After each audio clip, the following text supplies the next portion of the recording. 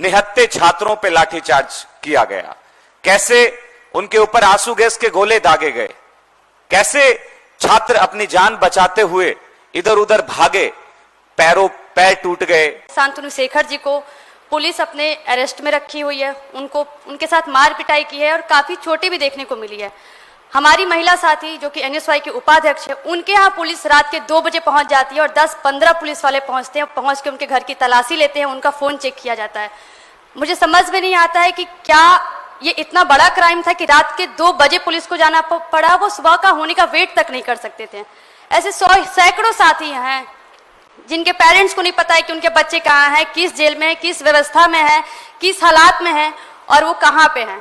हमारे एक साथी जिनका नाम साहिल है, उनकी तबीयत खराब हो जाने पे पुलिस उनको डिटेन करके रखी थी। धर्मेंद्र प्रधान के रिजिग्नेशन से हमारी मांग अभी पूरी नहीं हुई है। हमारी मांग थी एनटीए को बैन किया जाना चाहिए, इस देश में ट्रांसपेरेंस एग्जाम होना चाहिए, एक कैलेंडर जारी होना चाहिए, समय पे एग्जाम कराए जाए, समय पे जो है उनका रिजल्ट जारी हो और पेपर लीक के खिलाफ इस देश में मजबूत कानून बने। देखिए, पूरे देश के अंदर पेपर लीक के खिलाफ लड़ाई बहुत मजबूती से लड़ी जा रही है। आपने देखा होगा कि एनएसयूआई ने पेपर लीक के खिलाफ पूरे देश में लड़ाई लड़ी। एनएसयूआई के कार्यकर्ताओं पे दर्जनों एफआईआर हुई, उनके ऊपर वाटर कैनन चलाए गए, लाठीचार्ज किया गया। लीडर अपोजिशन स्वयं सड़कों पे उतरे और कोटा के अंदर उन्होंने जो है छात्रों से संवाद किया, देहरादून के अंदर उन्होंने छात्रों से संवाद किया। पूरा देश का विद्यार्थी सड़कों पे संघर्ष कर रहा था, आंदोलन कर रहा था।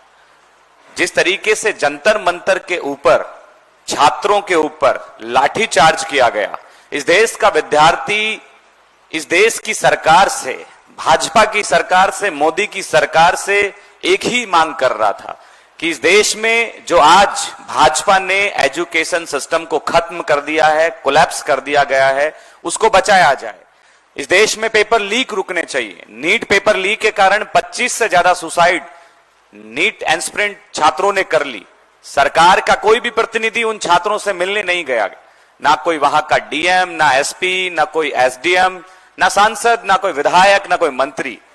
तो ये एक संवेदनहीन सरकार है, ना जिसमें मानवता है, ना ईमानदारी है, ना ही कोई भावनाएं हैं। इस देश का विद्यार्थी पेपर लीक के खिलाफ और ध्वस्त होते एजुकेशन सिस्टम के खिलाफ सड़कों पे आया, संघर्ष करा और 20 तारीख को जिस तरीके से दिल्ली जंतर मंतर पर छात्र छात्राओं पे लाठीचार्ज किया गया, इसकी NSUI, leader opposition Rahul Gandhi ji, youth Congress, तमाम हमारे कांग्रेस पार्टी के फ्रंटल्स कड़े शब्दों में निंदा करते हैं। पूरे देश में हमने इस लाठीचार्ज का विरोध किया, पूरे देश के अंदर हमने आंदोलन किया और साथ में हमने इसके अंदर एक लड़ाई और लड़ी कि जो दोषी पुलिसकर्मी हैं उन पे कार्रवाई की जाए। आपने देखा होगा वीडियो के माध्यम से कि कैसे निहत्थे छात्रों पे लाठीचार्ज किया गया, कैसे उनके ऊपर आंसू गैस के गोले दागे गए, कैसे छात्र अपनी जान बचाते हुए इधर उधर भागे, पैर टूट गए, लठ चलाए गए। और सबसे बड़ी दिक्कत इस देश के विद्यार्थियों ने देखा, वो एक मर्मम दृश्य, एक बहन के पीछे से पुलिस कर्मियों द्वारा जो है डंडे बरसाए जा रहे हैं, पीछे से लठ मारे जा रहे हैं और इस देश का विद्यार्थी देख रहा है किस तरीके से गन फायर किया गया। गन फायर कब किया जाता है? जब इस देश की सुरक्षा के ऊपर सवाल हो, सरहद पर कोई लड़ाई चल रही हो, कोई युद्ध चल रहा हो। बिहार के अंदर पटना में AK-47 गन का उपयोग किया गया। क्या इस देश का विद्यार्थी आतंकवादी है? क्या इस देश का विद्यार्थी अपने हक और अधिकार के लिए सरकार से मांग नहीं रख सकता है? किसके कहने पर जो है गन फायर का आदेश दिया गया? जिस छात्र के ऊपर AK-47 से गोली दागी गई, वो पटना के मेदांता हॉस्पिटल में जीवन और मृत्यु के बीच में संघर्ष कर रहा है। धर्मेंद्र प्रधान का रिजिग्नेशन हमारी एक प्रमुख मांग थी, लेकिन हमारी और भी मांगे थी। एनटीए जो कि भ्रष्ट संस्था है, जिसकी विफलता के कारण 25 से ज्यादा नीट छात्र छात्राओं ने सुसाइड कर लिया और साथ में 150 से ज्यादा पेपर लीक हुए हैं। उसका जिम्मेदार कौन है? एनटीए के ऊपर कार्रवाई हुई, वहां के कर्मचारी कौन? जो कोई कंप्यूटर का काम करता है, कोई चाय पिलाने का काम करता है, कोई फाइल लेने का काम करता है। इस देश का विद्यार्थी इस देश की सरकार से, मोदी से पूछता है कि दोषी अधिकारियों पे कार्रवाई क्यों नहीं की गई? एनटीए के डीजी के ऊपर कार्रवाई क्यों नहीं की गई? इस देश में राहुल गांधी जी के नेतृत्व में छात्रों की गूंज अभियान की शुरुआत की गई। उस अभियान का मकसद ही यही था कि इस देश के विद्यार्थियों के सुझाव लिए जाएं। इस देश के विद्यार्थियों के सुझाव के आधार पे पार्लियामेंट में वो क्वेश्चन रखें और मजबूती से उन छात्रों की आवाज उठाएं। आप देखिए, एनटीए के डीजी के ऊपर किसी तरीके की कोई कार्रवाई नहीं हुई है। आंदोलन हमारा लगातार जारी है। जिस तरीके से दिल्ली में, बिहार में, बंगाल में, असम में, यूपी में विद्यार्थियों के ऊपर एफआईआर हो रही है। यह वादा किया था सरकार ने धर्मेंद्र प्रधान के इस्तीफे के बाद कि हम छात्रों पर जो आंदोलन कर रहे थे उन पे किसी प्रकार की कोई कार्रवाई नहीं करेंगे, लेकिन भाजपा सरकार की कथनी और करनी में अंतर है। उन्होंने छात्रों पर कार्रवाई करना शुरू कर दिया है। आंदोलनकारियों को घर से ढूंढ रही है, उनके सोशल मीडिया प्लेटफॉर्म के माध्यम से चिन्हित किया जा रहा है, उनके घर में पुलिस दबिश मार रही है, उनके माता पिता को पुलिस परेशान कर रही है। इलेक्ट्रॉनिक शॉट्स जो हैं उन छात्रों को दिए जा रहे हैं। इस देश का विद्यार्थी मांग कर रहा है कि आज उन विद्यार्थियों पर एफआईआर बाद में क्यों की जा रही है, जबकि सरकार ने वादा किया था। साथ में इस देश का विद्यार्थी ये मांग कर रहा है कि गन फायर का जो है आदेश किसने दिया? केवल एक पुलिस कांस्टेबल की इतनी हिम्मत नहीं होती है कि वो बिना किसी बड़े अधिकारी या मंत्री के आदेश के बिना उस गन फायर का यूज कर सके। इस देश के अंदर गन फायर बैन है जब कोई एक विशेष परिस्थिति इस देश में खड़ी ना हो जाए। साथियों, मैं आप सबको बताना चाहूंगा, इस देश का विद्यार्थी समझ गया है कि इस गन फायर का आदेश इस देश के गृह मंत्री के आदेश पे दिया गया, अमित शाह के आदेश पे।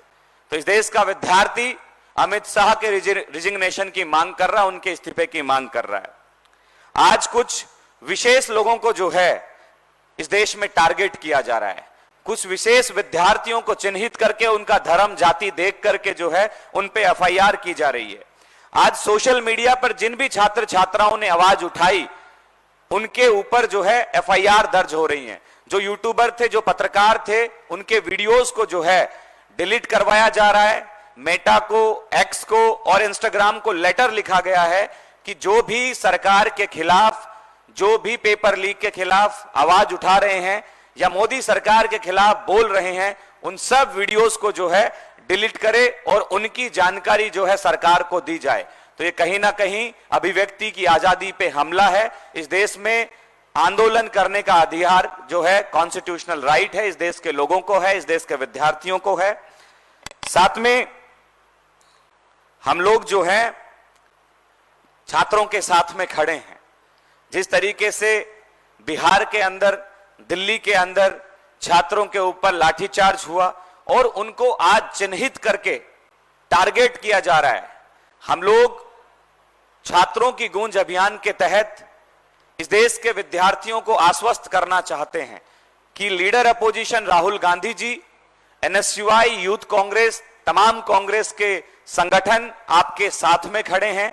मैं बताना चाहूंगा कि इस देश के विद्यार्थी जो सड़कों पे अपने हक और आवाज की मांग को लेकर संघर्ष कर रहे थे, उन विद्यार्थियों पे दर्जनों एफआईआर जो हैं दर्ज की गई हैं, जो कि मैं कहूंगा कि इस तरीके से भाजपा सरकार का करना पूरी तरीके से जो है गलत है। हम इसकी कठोर शब्दों में निंदा करते हैं। छात्रों की गूंज अभियान के तहत हमने जो है जिन भी छात्रों को भाजपा, आरएसएस, राइट विंग के लोग या पुलिस परेशान कर रही है, उनके साथ में हम लोग खड़े हैं। उनको कहीं भी अगर लीगल की कोई आवश्यकता होती है तो हम लोग एक मिस कॉल नंबर जो है अभी जारी करेंगे, एक पोस्टर हम लोग रिलीज करेंगे, तो आप उस पे जो है मिस कॉल कर सकते हैं, आप उस पे जो है फोन कर सकते हैं, आपकी जानकारी हमारे पास में आएगी, तो हम आपको हर तरीके से प्रोटेक्ट करने का काम करेंगे, आपको हर तरीके से मदद करने का काम करेंगे। We unequivocally condemn all the attacks on students. The government had promised in their negotiations that there would be no student who would be picked up, there would be no police probes in all the protesters, but today we are seeing things very differently. Today, right behind us, there was a list of FIRs that have been passed on students in Patna, in Bengal, in Bihar,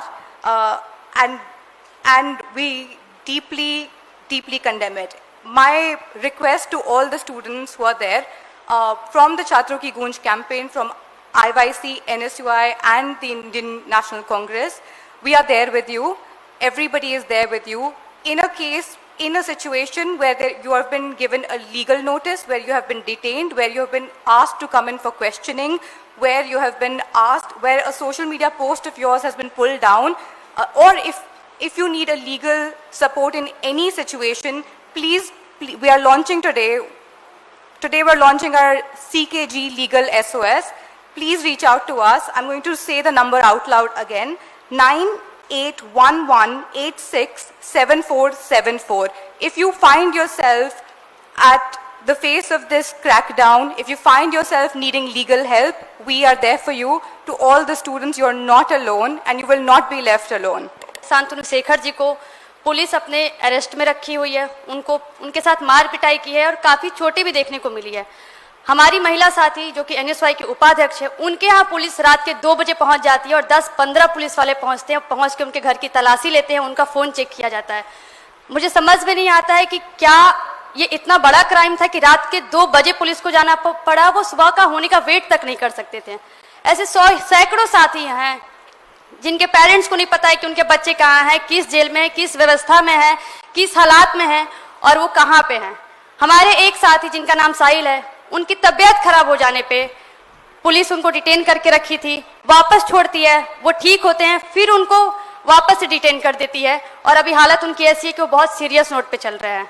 ऐसे तमाम case हैं। हम खास करके अगर महिलाओं को देखें तो महिलाओं को सोशल मीडिया पे खास करके ट्रोल किया जा रहा है। मैं आपके साथ एक एग्जाम्पल शेयर करना चाहूंगी। वंडर विहार नाम से एक महिला साथी हैं जो कि प्रोटेस्ट में बस कवर करने गई थी, इनको सोशल मीडिया पे ट्रोल किया जा रहा है, गंदी गंदी गालियां दी जा रही हैं और इनको ये बोला जा रहा है कि अगली बार से दिख मत जाना। तो क्या इस देश में महिला होके प्रोटेस्ट करना गुनाह है? क्या इस देश में एक जेनजी होके प्रोटेस्ट करना गुनाह है? अमित शाह ने हम जेनजी पे, हम महिलाओं पे, हम छात्रों पे जो हमला कराया है वो नहीं कराना था, हमला गलत था, हमला नहीं सहेंगे। विद्यार्थियों के ऊपर आज बर्बरता हो रही है, इससे विद्यार्थी अनजान नहीं है। बहुत सारी हमारी मांगे थी जो मानी नहीं गई। धर्मेंद्र प्रधान का रिजिग्नेशन एक नैतिक जिम्मेदारी थी। कोई भी व्यक्ति जिसकी निगरानी में अगर कोई चीज होती है और उसमें कोई विफलता होती है तो उसका नैतिक जिम्मेदारी होती है रिजिग्नेशन। लेकिन धर्मेंद्र प्रधान के रिजिग्नेशन से हमारी मांग अभी पूरी नहीं हुई है। हमारी मांग थी एनटीए को बैन किया जाना चाहिए, इस देश में ट्रांसपेरेंस एग्जाम होना चाहिए, एक कैलेंडर जारी होना चाहिए, समय पे एग्जाम कराए जाए, समय पे जो है उनका रिजल्ट जारी हो और पेपर लीक के खिलाफ इस देश में मजबूत कानून बने। अभी तक कानून के ऊपर सिर्फ चर्चा हुई है, इस देश के विद्यार्थियों को नहीं बताया गया है कि कानून किस तरीके से काम करेगा, कानून में क्या क्या आएगा। लेकिन आश्वासन से इस देश का विद्यार्थी जो है मानेगा नहीं। दस्तक की आपसे गुजारिश है कि अगर इसको बचाना चाहते हैं तो नेशनल दस्तक को सब्सक्राइब करने के लिए रेड कलर के सब्सक्राइब बटन को दबाएं, फिर बेल आइकन की घंटी दबाएं। नेशनल दस्तक को बचाने के लिए बहुत जरूरी है कि हर खबर को शेयर करें, लाइक करें, कमेंट जरूर करें।